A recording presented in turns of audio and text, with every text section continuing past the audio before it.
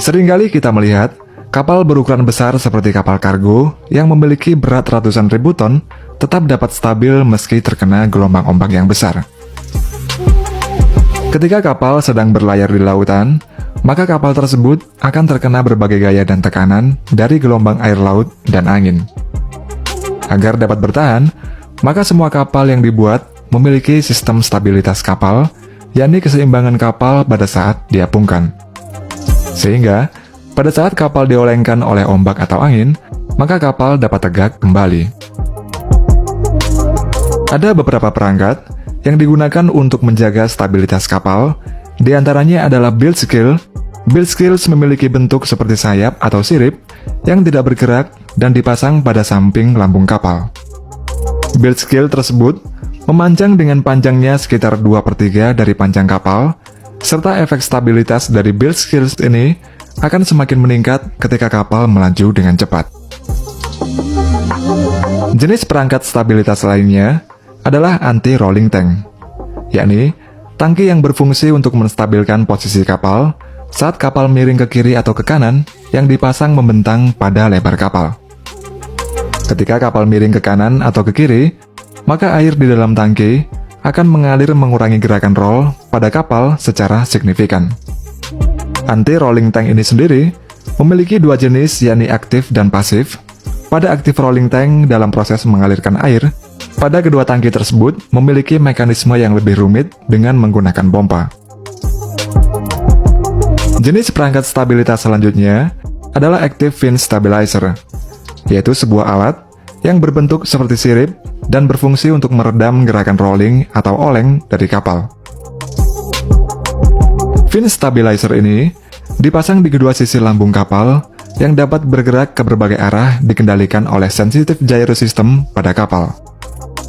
Ketika kapal sedang rolling atau oleng, maka sensitive gyro system kapal akan mengirimkan sinyal ke activating system yang berupa elektrohidrolik. Namun, active fins ini tidak begitu efektif ketika kapal melaju dengan kecepatan di bawah 10 knot atau sekitar 18 km per jamnya. Sedangkan pada kapal yang memuat kontainer, memiliki anti-heeling system, yakni sistem kontrol servo yang dibuat untuk menjaga kapal agar dalam posisi horizontal selama bongkar muat di pelabuhan. Anti-heeling ini tidak dapat digunakan sebagai sistem stabilisasi di laut terbuka, dan sistem ini hanya dapat digunakan pada saat kapal di pelabuhan melakukan bongkar muat kontainer. Sistem anti-heeling digunakan untuk mendeteksi sudut kemiringan kapal dan untuk menyeimbangkan kapal secara otomatis dengan cara memompa air pada tangki balas dari kanan ke kiri atau sebaliknya. Pada sistem anti-heeling ini, terdiri dari main control panel, pump start panel, dan anti-heeling pump. Kemudian kinerja dari sistem anti-heeling tersebut dapat bekerja secara otomatis dan manual. Selain itu, sistem stabilitas kapal juga dipengaruhi oleh titik-titik keseimbangan pada kapal, di mana titik-titik keseimbangan tersebut akan menentukan besar kecilnya nilai dari stabilitas kapal. Oleh karena itulah, titik stabilitas kapal harus selalu dipertimbangkan oleh awak kapal. Hal ini dikarenakan salah satu penyebab utama terjadinya kecelakaan adalah tidak memperhatikan perhitungan stabilitas kapalnya, baik saat kapal berada di lautan lepas maupun saat kapal berada di pelabuhan.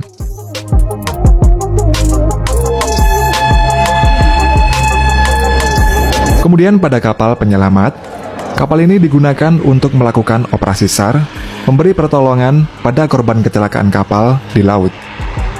Namun dalam melakukan pertolongan tersebut, salah satu faktor penghambat dalam operasi SAR adalah kondisi cuaca ekstrim dan gelombang air laut yang tinggi.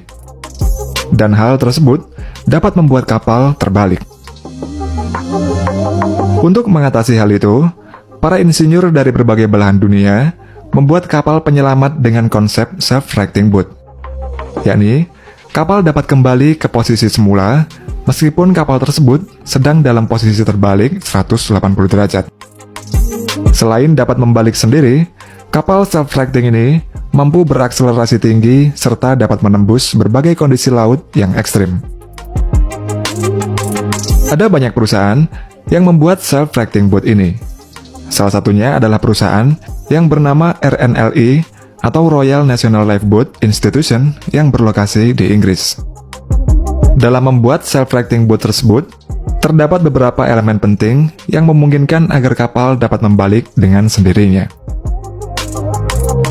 Elemen pertama, yakni dalam desain awal pembuatan kapal, semua posisi maupun letak alat dan benda-benda berat pada kapal harus berada pada posisi yang serendah mungkin di dalam kapal. Kemudian yang kedua, tempat untuk kru dalam mengoperasikan serta mengontrol kapal harus ringan, kuat, dan penuh dengan udara di dalamnya. Kemudian pintu tempat kru berada juga merupakan pintu yang kedap air untuk mencegah air agar tidak dapat masuk ke dalam ruangan saat kapal terbalik. Pada kapal self-righting tersebut, juga terdapat sebuah sistem pendulum yang berfungsi untuk mencegah air agar tidak masuk ke dalam interior kapal.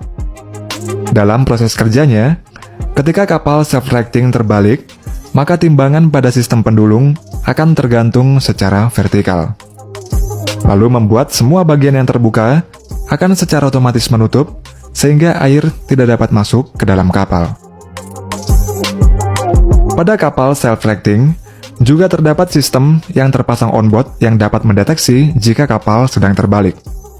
Sistem tersebut secara otomatis melindungi kapal dengan cara mematikan radar dan mesin kapal, kemudian akan membalik kapal ke posisi semula. Setelah kapal kembali ke posisi normal, maka radar dan mesin kapal akan hidup kembali.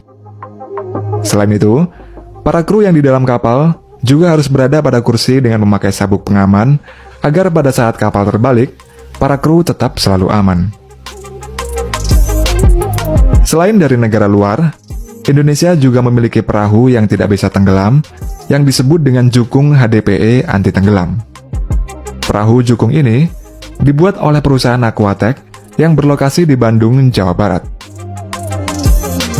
Perahu jukung merupakan sarana transportasi air yang paling umum digunakan oleh nelayan Indonesia. Salah satu kendala dari perahu jukung tradisional adalah bahannya yang terbuat dari kayu, dan rata-rata perahu jukung tradisional tersebut hanya mampu bertahan 1-2 tahun saja.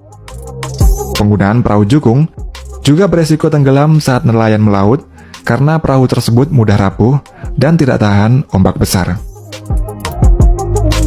Untuk mengatasi hal tersebut, maka dibuatlah perahu jukung dengan material yang terbuat dari density polyethylene atau yang disebut juga dengan HDPE.